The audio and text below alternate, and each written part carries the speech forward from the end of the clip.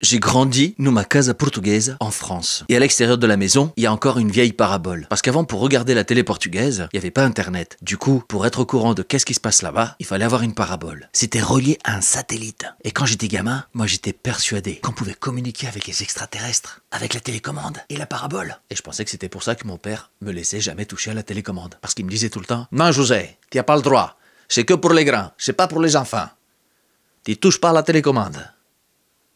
On sait jamais qu'est-ce qu'on peut faire avec. La parabole, c'était le lien entre le Portugal et la France. C'était pour avoir des nouvelles, as noticias, du Portugal. Du coup, le soir, à 20h, on regardait le journal français. Et après, on regardait le journal portugais parce qu'il y avait 1 heure de décalage. Et le journal portugais, ça durait pas une demi-heure, comme en France. Non, ça durait quasiment 1 heure. Du coup, mes copains, chaque matin, me demandaient « Et toi, José, t'as vu quoi à la télé hier soir comme film ?»« Le téléjournal. » C'était bien, les débuts, c'était tout pourri. Heureusement, à la fin, ça finit avec un quart d'heure de foot.